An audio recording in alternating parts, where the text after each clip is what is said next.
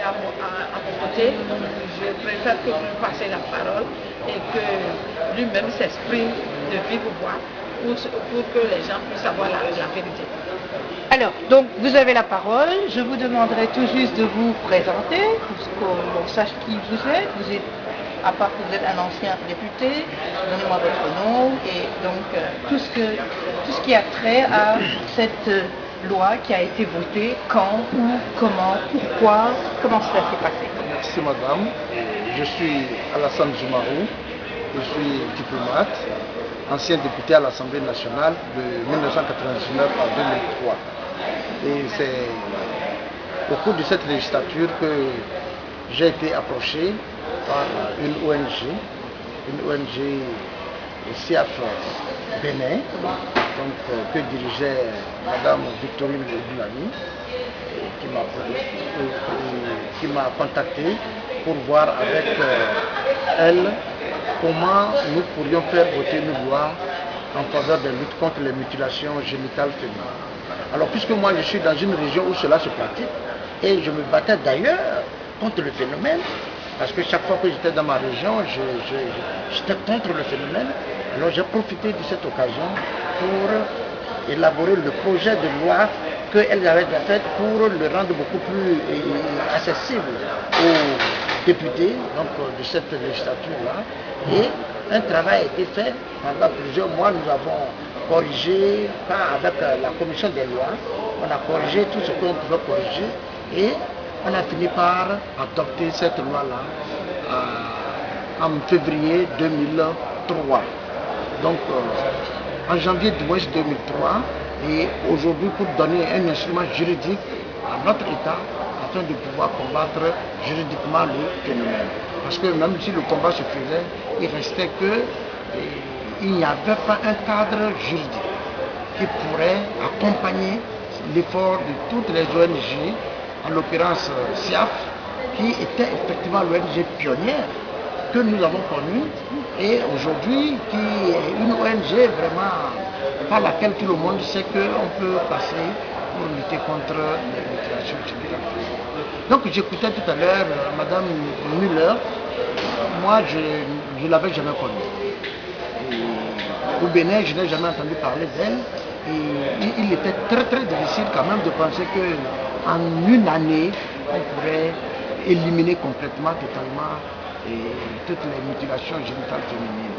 Donc à entendre dire ça, moi je suis très surpris, mais je pense que la lutte continue et nous espérons qu'on pourrait effectivement, dans cette bagarre-là, avec les lois et tous les décrets d'application qui ont été pris, donc on pourrait, puisque une grande sensibilisation a été faite sur le terrain, sur tout le territoire national pour disséminer la loi.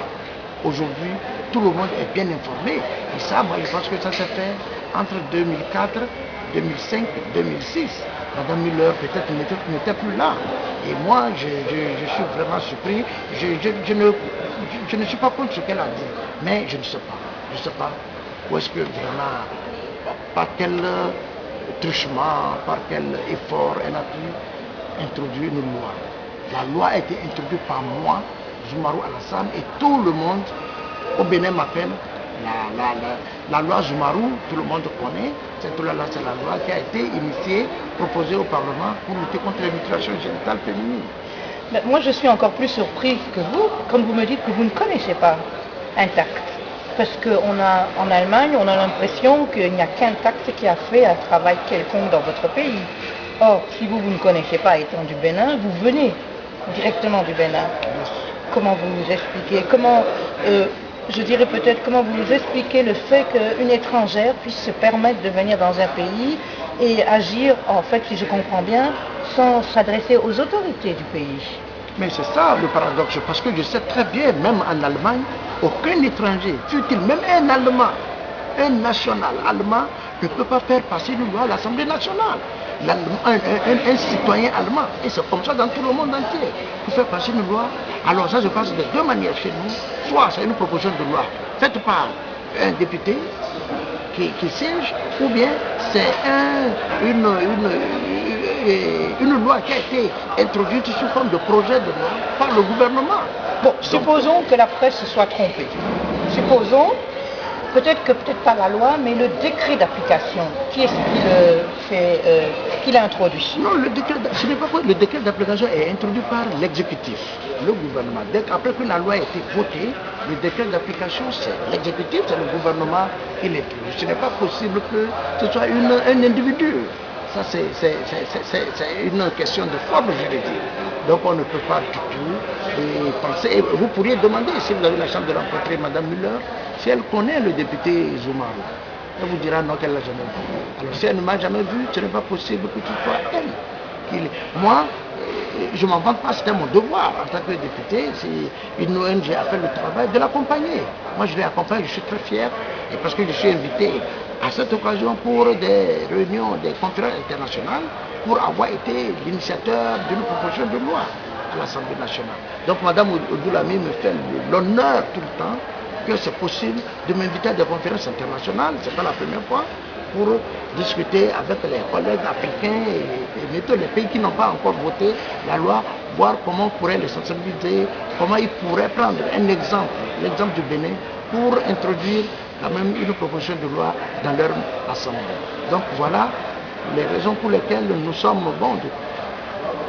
de temps en temps ensemble pour voir dans quelle mesure on pourrait soutenir les autres pays africains dans lesquels il est aujourd'hui difficile ou dans lesquels la loi n'existe pas toujours.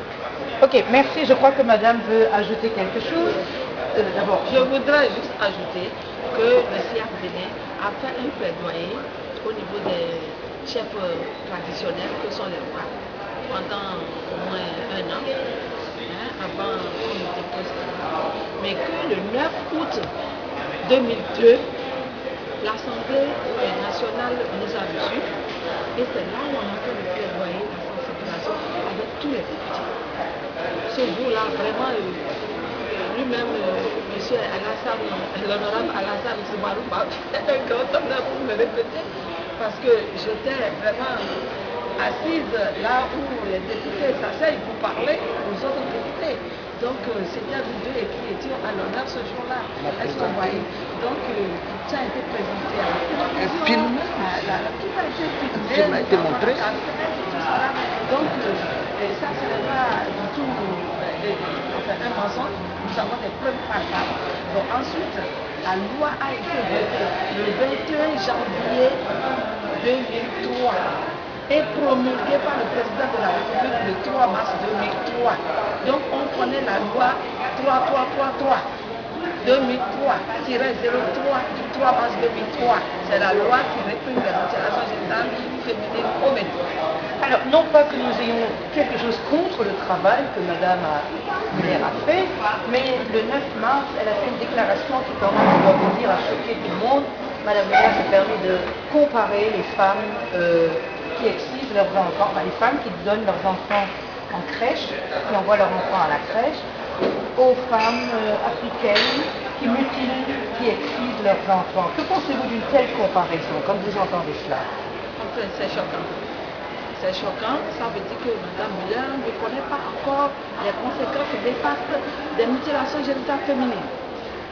Et avec tout ce que les gens écrivent, tout ce que les gens racontent sur les conséquences vraiment néfastes de cette pratique, si aujourd'hui cette comparaison est faite, alors là, il faut que Mme Muller se ressource. Il faut qu'elle se ressource, c'est-à-dire qu'il faut qu'elle aille encore lire beaucoup d'ouvrages sur les mutilations génitales féminines et se renseigner sur Internet.